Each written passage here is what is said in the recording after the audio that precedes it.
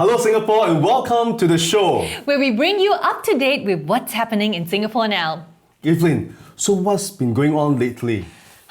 Bad news, there's not going to be any more BTS. What? BTS is so popular. What a waste. Yeah, they were my one and only. I'm so sad. Oh, Evelyn, I didn't know you like K-pop so much like me. Oh, no. I'm not talking about that BTS. I'm talking about Bei Tei So BTS. Oh, you're talking about ma ti su, the traditional pastry that I like. Yes, Tan Hock Seng, they're closing after 90 years of being in business. Oh, so is that BTS. That's right. Aiya, so BTH, boleh tahan. You BTH me? Yes, a little bit. Okay, I'm going to ask Belinda not to save any Bei Tei So for you. She went to Tan Hock Seng for one last time and I think she might have a stash of Bei Tei So. No, I can tahan. I want to eat. Let's check it out.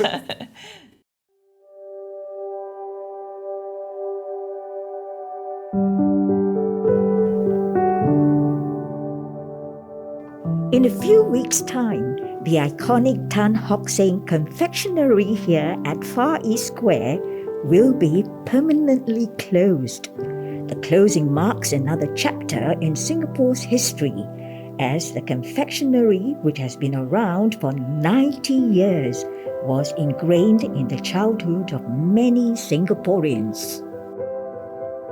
On entering the kitchen, everything seemed so empty. All I could see were the huge steamers. I could imagine myself inside one of these. And then the huge oven, because they are continuing to bake their Bei Tei So. So this is actually an 8-liter.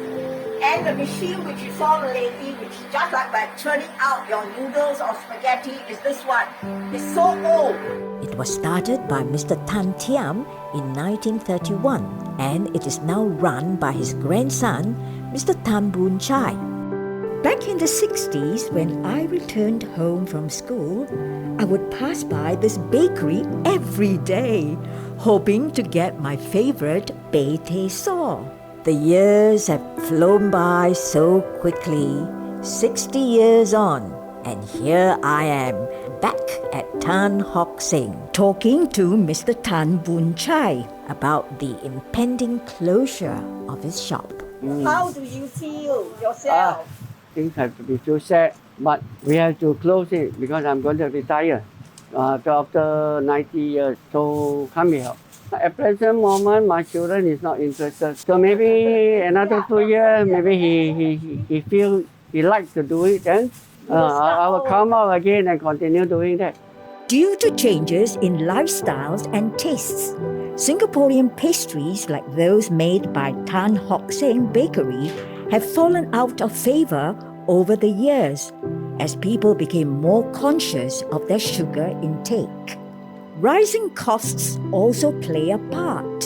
Is there also a reason for the closure due to not able to get people to help you? Yeah, I think so.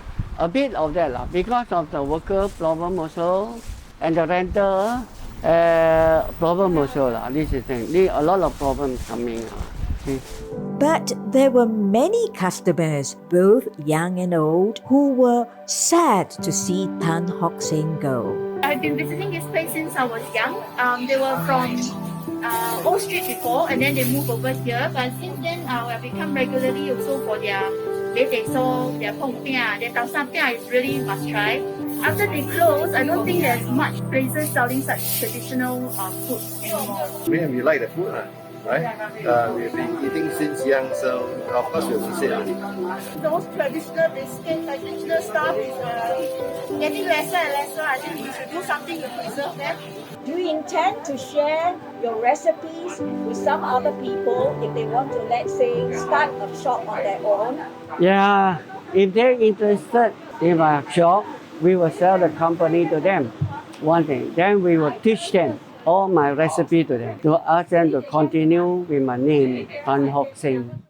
With a heavy heart, I leave Tan Hock Seng for the last time. Even though the shop may close its shutters, The memory of Tan Hock Seng will always linger on in the hearts and minds of people like me. This has been Sunshine for Singapore One. Wow, thanks for that, Belinda. Now I know why you like BTS so much. It's so nice. I'm feeling hungry right now. I want to try some.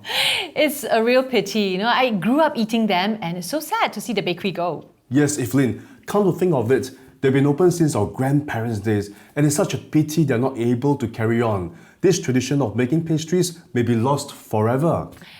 Keeping tradition alive is good. The Indian community celebrated Deepavali recently, but this year something happened. Really? Evelyn, what happened? CityJo Syah has the story. You do not need a degree to tell that mocking other people is offensive. Yeah. Grow up. So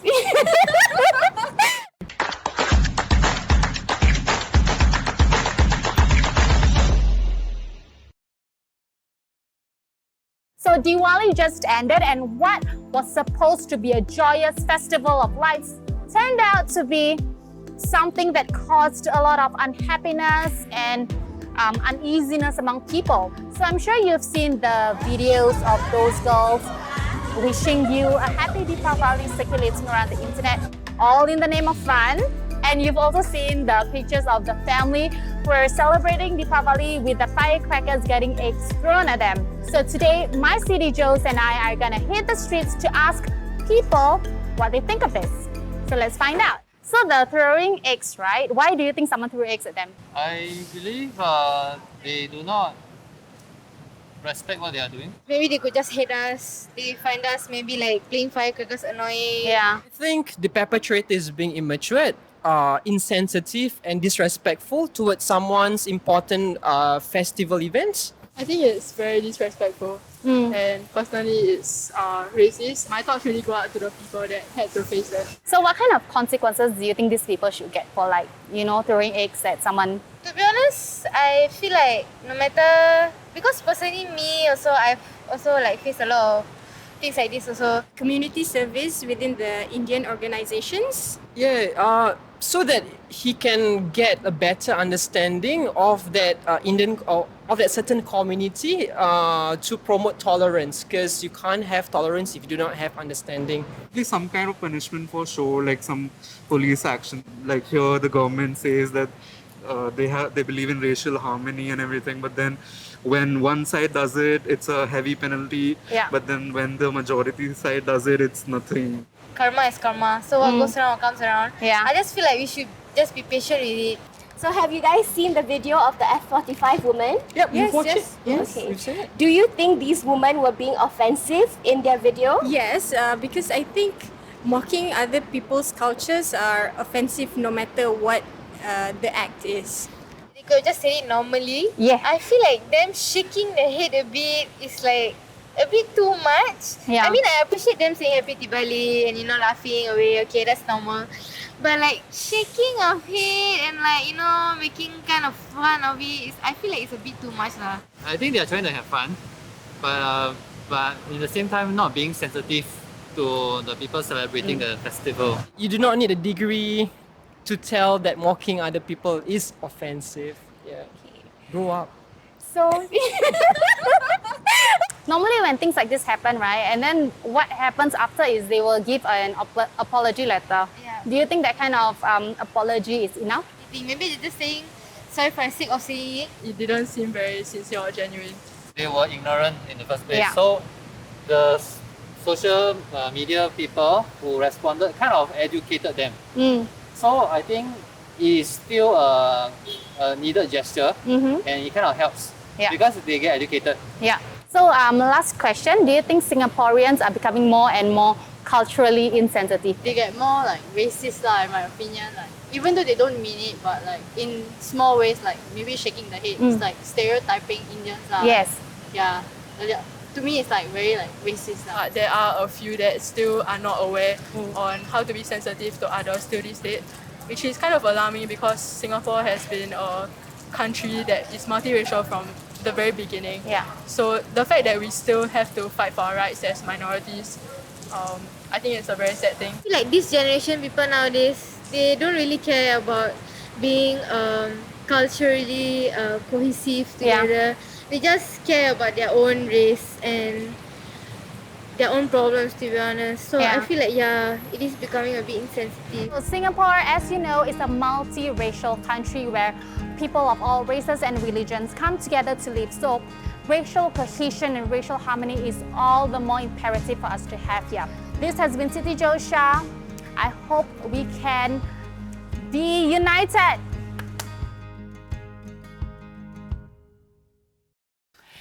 Thanks for that, Shahira. Indeed, with a little more consideration and sensitivity, we can make Singapore a better place. Yes, Evelyn. When I saw children playing sparkles with their parents during Deepavali, I find it very heartwarming and I wanted to join them as well. Now, that's what I do with my family during Chinese New Year and sometimes with my kids during school holidays as well. School holidays! That's the best part of school to me. Well, I suppose not for you. I'm sure kids all over the world feel the same way too. Maybe kids today feel differently. Let's find out more on this week's 1 by 30. Like racism is educate them, but possibly resurface to be born. Your questions for me, lah. Okay, that's all.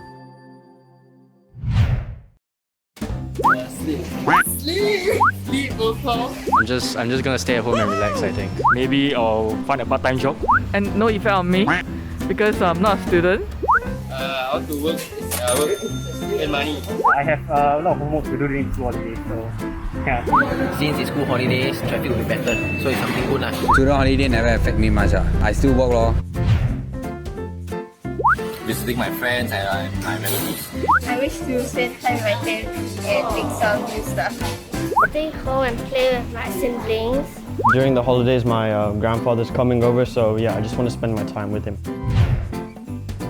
Learn something else. Relax. Maybe catch up a bit more on my studies.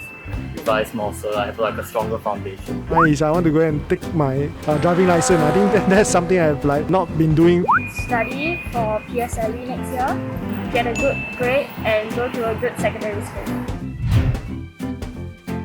Go out with my friends. Play Minecraft.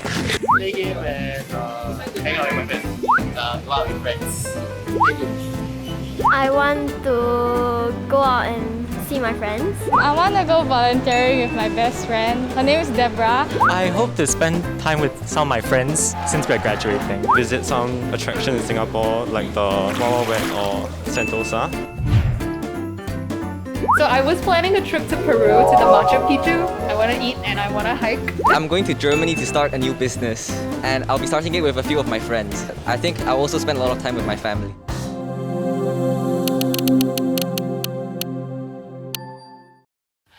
See, kids still do have fun. Hey, tell us, Nick, what do you do during school holidays last time?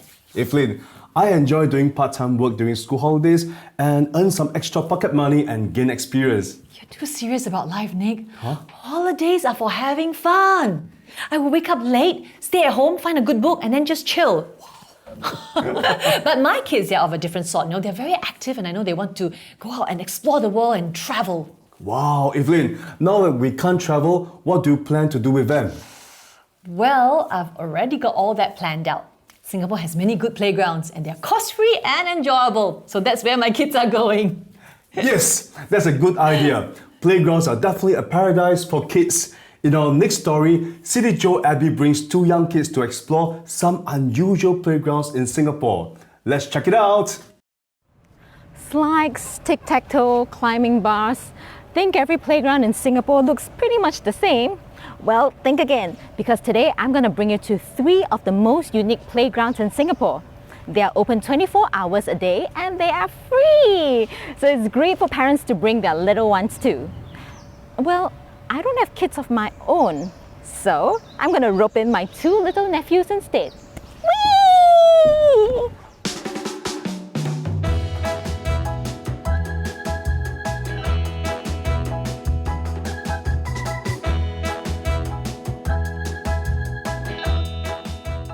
So, today we're going to go to 3 playgrounds. Do you all like playgrounds? Yes. Do you like playgrounds? Yes. Well, that's a good start. With that, I'm sure today's filming will be easy peasy.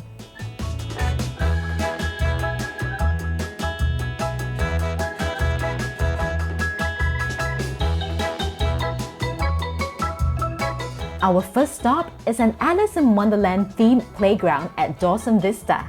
It brings to life the whimsical tale with familiar elements such as the magic potion, the identical twins, and of course, the all-famous Cheshire Cat.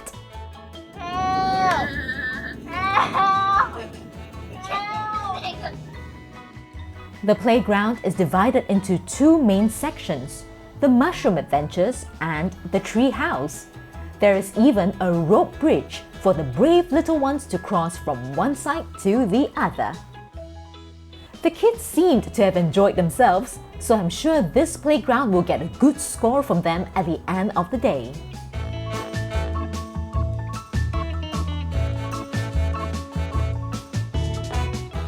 Our next stop is the Tilting Train Playground at Tiong Bahru Park. Go on a topsy-turvy train ride as you try to make it through each carriage's twists and turns.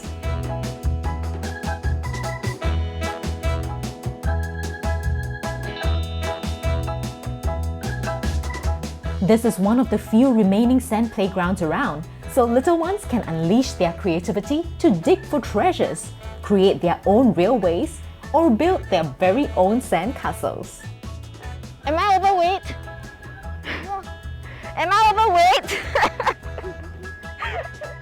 The kids don't seem to like this playground very much. They say that the train itself, it's a bit, makes them a little dizzy. And at the same time, when it's a hot day, some of the structures actually get a bit too hot to touch. So yeah, I don't think this playground is gonna score very well with them. Oh, it's really quite warm.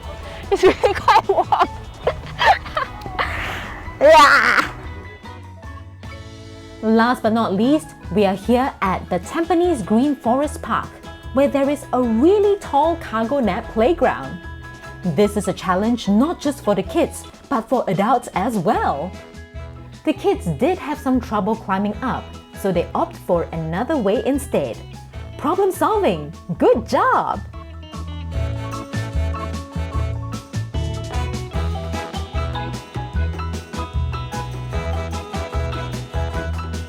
And now, it's my turn to challenge the cargo net. Okay, I'm on top. Do you know how amazing it is to climb to the top of the net with my phone and my sound equipment? I think I'm amazing! After 3 playgrounds, it's time to go home and time for the verdict. Each of it. Okay, firstly, the Alice Playground one. How many points out of 10? 7. And then the train. 4. And then the climbing one, the Forest Park. 9. Okay, so out of 10 points, Alice in Wonderland, how many points will you give? 8. Oh, that's not bad. Okay, how about the train one? 3. 3 only ah. Then the last one, the forest climbing one, how many points out of 10 will you give it? 10. Oh, full marks ah. What do you like about it? The slide. It's very, very fun. Personally, I enjoyed all 3 playgrounds, and I'm sure every child has his or her own preferences. There are so many unique playgrounds in Singapore, so seek them out and create your very own playground trail. This is CityJo Abby from Singapore One. Thank you, Abby. I'm making notes here, and that's 3 more for my list. Evelyn, but you have 4 kids. 3 playgrounds enough for you?